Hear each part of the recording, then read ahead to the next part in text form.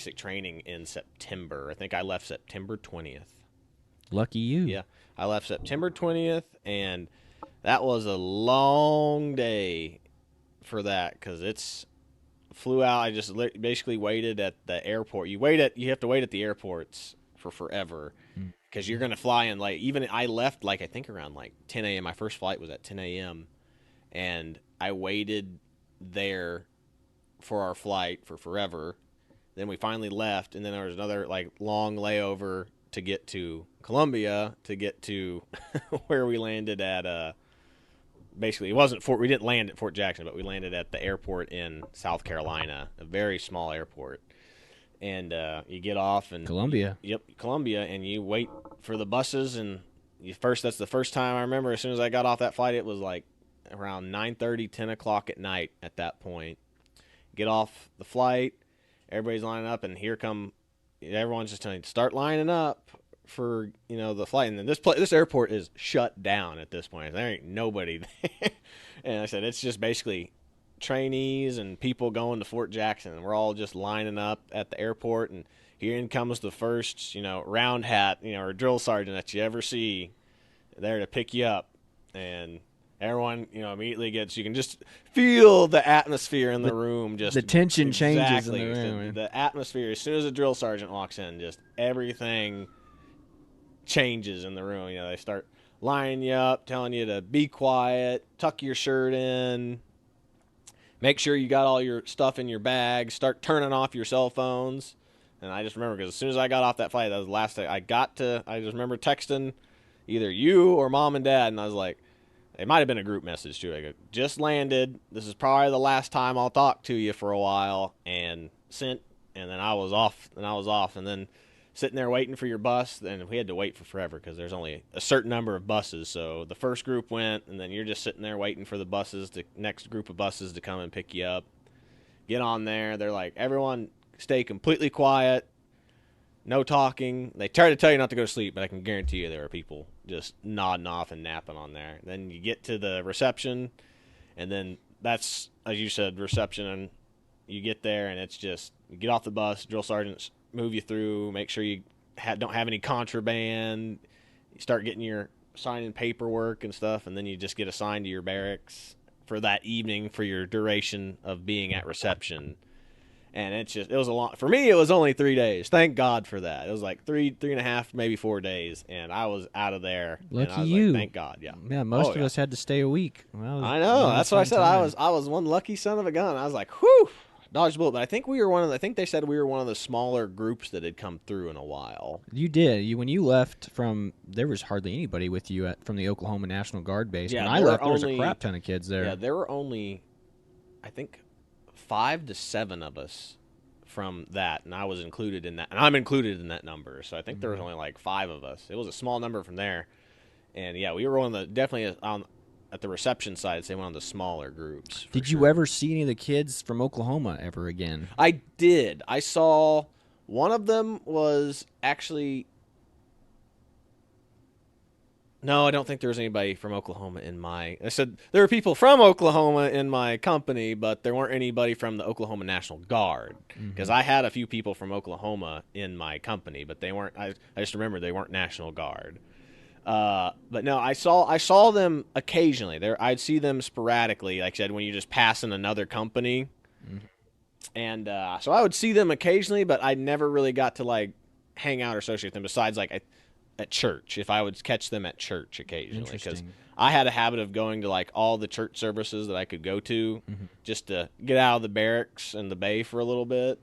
Yeah, so I would catch them sometimes, but yeah, it was very rare that I saw anybody from the Oklahoma National Guard unit that came, the 5 of us that all left together. So that's just so crazy, because I left with a bunch of kids to Fort Jackson from Oklahoma. And you actually had they them were in there. all Yeah. in. They were in my. Not only did they stay with me the entirety of basic training, they were in my platoon. That's crazy. It was wild. I don't get it. Yeah, that was crazy. Yeah, there were no other Oklahoma National Guardsmen that went with me to my company. I was all alone. You're all alone. That's nice to know. Just the lone wolf. Live alone, die alone.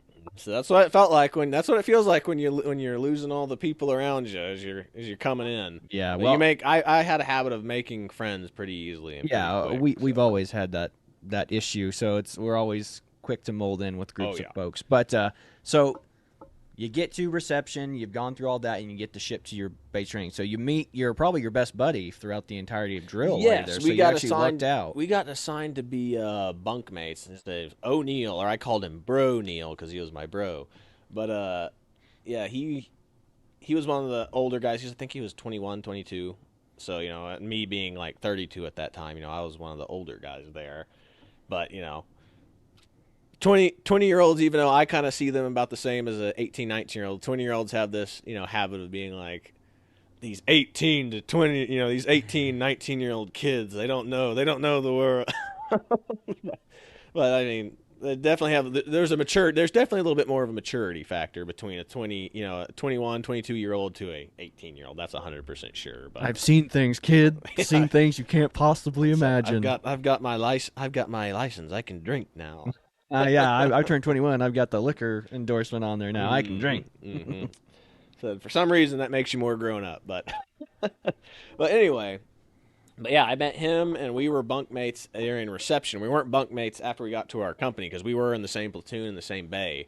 But yeah, we were bunkmates, and we were definitely the best buddies. But he was also what are they called? Whiskey. He was a medic. What were they? 68. 68 Yeah, whiskey. he's a Yeah, 68 he whiskey. was a 68 whiskey. So anytime there was something like medically wrong, or I was just feeling pain or something, I'd go to him to talk to him about. I was like, "What do I need to do, doc?" Right. He's there, bud. He's not a 68 whiskey Whiskey yet, yet. He hasn't got exactly. he's not got that AIT under his belt. Exactly. We said, but it was just a way for me to talk to him at the end of the day. But yeah, I said we'd go and we got assigned to our unit, which was Bravo 439. 439, and got assigned to there, and we got lucky enough to be put in the same platoon because we're already in the same company. But we get there and it's not as big as how Ivy and Dukin described the shark attacks where it's a battalion level. It was just our company. I think there were a few other drill sergeants there that I never saw again uh, that were there. So there were a few extra drill sergeants, but it was a bunch. It was pretty much just your company level drill sergeants there, and they're all still same thing as what they said. Get off the bus. They're yelling at you. Grab your bags. Run over here. Hold your bag above your head. Run in place. Run. Go get your duffels. Line them up. Let's get you into your platoons are getting all divided up, and they do running all this stuff. Grab these ammo cans. Yeah, so they have what they do when you get off the bus there. It's not the shark attack anymore, but it's like you go through the learning of all the phases and things you're gonna do. So they call it something specifically now, but I can't remember I can't remember what it was for the life of But me you either. get off and they basically show you what your ACFTs are gonna be like. They're gonna then they show you it's like this will be phase 1 stuff, and then they go this will be or red phase stuff, this will be blue phase stuff, this Yep. or the white phase stuff, and then they'll literally do a mock Yep, Omaha or battle buddy correct. shooting. They show you everything that you're gonna do throughout the phase of your training in this brief little segment, but you're sprinting to all the locations that they're showing you, and you take a knee. They give you a quick demonstration of what they're gonna do. Oops, excuse me. And yeah, I mean it was not as even Ivy said, and it's not as intense as you think it is. Like you think it's going to be super intense, but it's not. I didn't think it was that hard. I was like, man, I work out harder than, than this. But there's just a stress level. It's the stress level of them trying to get in your head, and you're like, oh my god, what's happening next? It's really the fear factor that really gets to you. It's the culture shock. It's just being there in the zeitgeist of basic training, and that's Correct. what it is. Like because you're sitting there getting yelled at, you're getting used to this. They're simulating combat stress and seeing how you react to it, and making sure you're going to be able to function and take orders efficiently, and that's just what it is. That's the whole point. Like that's the hardest part is just getting used to the culture shock of it all. Yep, I 100% agree with that. And that was really about it the first day. I got the only thing that kind of sucked was I got assigned to be bay boss right off the bat because they're like, "Who's the oldest person in here?" And I'm like, "Crap, I don't know if I'm the oldest, but I'm definitely one." I was like, "It's like, how old? There's got to be somebody." So I go, "I'm 32." And someone, and at that point they said they'd already assigned it, but the other people started raising their hands. There's a 30, I think there's a 38-year-old or a 37-year-old, and then there's a 35-year-old. So it was me and a 35-year-old who got assigned as bay boss because the 37 or 38-year-old didn't raise his hand in time. But, when you're first asking for volunteers for stuff, you're just like, I don't know if I should volunteer for stuff. It seems like a bad idea when you first get there. But I was bay boss for a day. It lasted only like a day before I got dismissed immediately real quick. Nice. But everybody still treated me like bay boss, even though there's so many other bay boss. Yeah. As I said, I became like the platoon dad at that point because everybody's like, we know you. You're reliable. You can get stuff done. You're not afraid to talk to the drills, which, as you said to them, like there is something about the younger kids being a little too afraid to go ask the drill sergeants for stuff on their own. Whereas, me, just like, I was older than, like I said, probably all the drills but one at this point, and I'm just like, I was like, drill sergeant, I got a question. They still treat you like what? Yeah, they still can treat you like you're a dummy. Mm-hmm. But like I thought it was way more fun because I completely expected it. I have so many friends that have been in, and relatives, uncles, grandparents. They said I knew exactly what to expect when I get there. So I was like, I fully expected, and I was just I was the guy that was grinning and smiling the whole time while I was at basic training. So. Yeah, it's hard not to because at some point you just realize this is ridiculous. The whole thing is ridiculous. Now they're trying to prep you for combat and combat stress, but you're just sitting there like, I'm getting yelled at by someone half my age. But that's what you realize. It's not for you because at that point, like, you're the type of guy who can handle all this stuff. They're not there to weed those guys, to help those guys. They're there to help the ones that like freeze and start shaking when stress is induced.